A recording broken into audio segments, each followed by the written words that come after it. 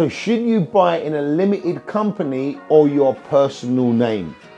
But I don't know what you're asking me for. I don't understand your tax situation. See, this is not a one size fits all like many things in life, right? It's going to be dependent upon the individual. So the best person to advise you would really be your accountant.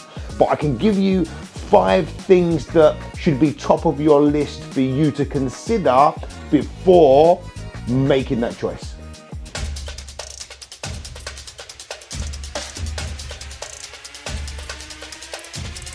So why do I say that? It's mainly because you want to be considering the tax implications when purchasing a property and how you're going to structure that initial purchase, right? There are other benefits to buying a limited company or buying in your personal name, like how you intend to pass these assets onto your next of kin when you pass over to the dark side. But initially, the main thing that's going to be at the forefront of your mind is going to be the tax implications and how much money can you save, because let's face it, your tax is going to be your biggest expense. So these are the 5 things that I believe anyone should consider before they make the decision of buying a limited company or a personal name. Number 1, where is the money going to go? What do you plan to do with the money that you're going to make? If you're going to buy a property on a buy-to-let basis, you're going to hold it for the long term and you plan on earning passive income from the rental profits, the money that you earn over and above the mortgage payments and all other expenses, what do you plan on doing with that money? Are you going to use that money to live? Are you going to use that to cover your personal expenses? Or do you plan on saving it and letting it build up and potentially use that towards another property purchase in the future? If you're planning on keeping that money for yourself and using it to live your life on a daily basis, then you might want to consider buying these properties in your personal name. That way you only pay tax on that income once.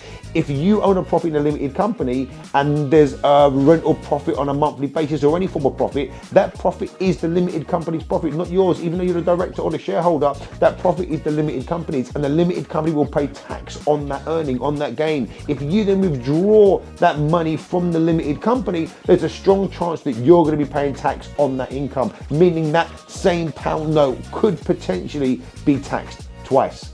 Number 2, Section 24. This was introduced back in 2017 and has phased all the way in now. And in a nutshell, a blanket overview of this is that you cannot use all of your mortgage interest payment as an expense when buying in your personal name. This could mean that by holding a property in your personal name, you have your biggest expense, which is your mortgage payment, and you not being able to use that to its full effect as an expense. If your mortgage payment is £700 a month and your rent is £1,000 a month, you would like to think that you could use the full £700 as an expense and therefore only be taxed on the £300 profit. That might not be the case if you hold the property in your personal name now that Section 24 is in. You'd need to seek further advice from your accountant because everybody's individual circumstance is different. But the reason that I started buying a limited company was because I was worried that I would potentially not be able to use all of that mortgage payment as an expense every single month and therefore be liable to more tax. So Section 24 might be a reason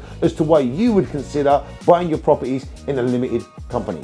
Number 3, the rental calculation. What is the rental calculation? It's the formula used by the lender when they are determining whether you and the property that you want to buy are mortgageable. They want to know that the value of the property, the price that you're paying for the property, is the true value or at least less than the true value. They don't want you buying a property for above what it's actually worth, and therefore the security that they're securing against is actually worth less than what they believe it to be. So they're going to have a valuation to make sure the property is worth at least what you're paying for it, but they also want to know the amount of rent that you receive is going to be more than enough to cover the monthly mortgage payments, but also leave a little bit left over to cover you for a rainy day. They want to see a certain percentage over and above the mortgage payment that you will be receiving in rent. The calculation that they use could be 125 times the mortgage payment that they want to see as the rent. It could be 150 times the mortgage payment that they want to see as the rent. And I find that my deal stacks so much easier for a limited company because they use a very straightforward method of using 125% as the rental calculation. So if my mortgage payment was £1,000 a month, they would simply want to see a rent of £1,250. Because I know it's as simple as that and it's a relatively low figure, only 25% over and above what the mortgage payment is, it makes it so much easier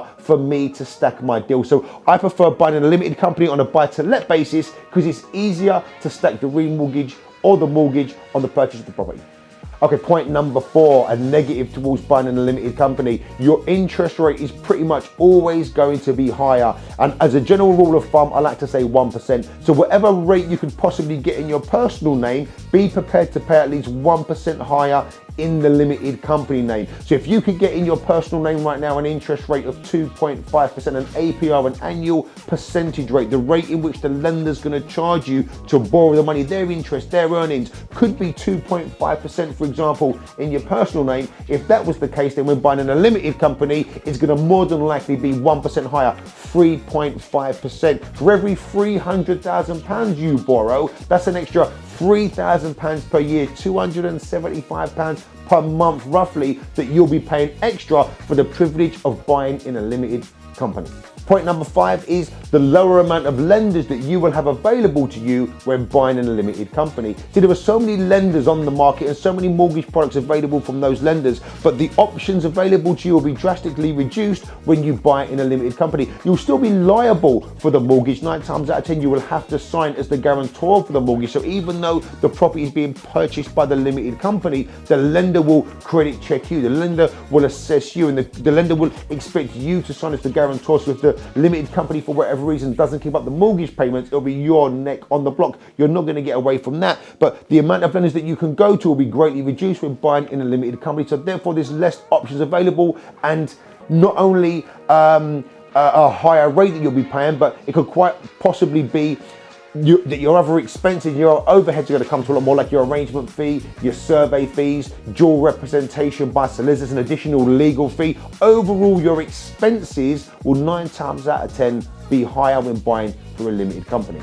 Then there's 5 main things for you to consider, but I'm sure there's going to be a few more. Your mortgage broker and your accountant are going to be the 2 main people that you want to speak to, who will understand your own personal circumstances better than anybody, and who are best positioned to advise you on what's the best course of action for you. But what I say as a general rule of thumb, just to give you an idea, is if you're new to property investing and you're just starting out, if I was new to property investing and I was just starting out right now, I would buy my first 4 to 5 properties in my personal name, whilst the lower rate of 2.5% or whatever it might be, depending on when you're watching this video, right? But while the lower rates are available to me, whilst I'm not a professional landlord, I become a professional landlord once I own, or I'm viewed as a professional landlord by lenders once I own 4 or 5 or 6 properties. Before I get to that point, I'm not a professional landlord, so therefore I am more likely to get a lower interest rate. Whilst I'm in that position, I would be buying in my personal name.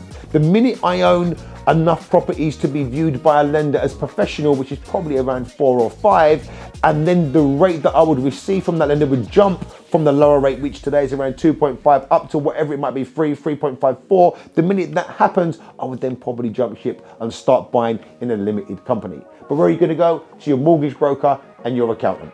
So what do you think of this video? Is it worthy of a like? Is it worthy of a subscribe? Only you know. If so, hit that like button. If so, hit that subscribe button, and stay tuned for further videos in the future. If you want to invest with me, drop me a DM. If you have a deal for me to buy, drop me a DM. And if you want to learn more about property investing, drop me a DM. Take care.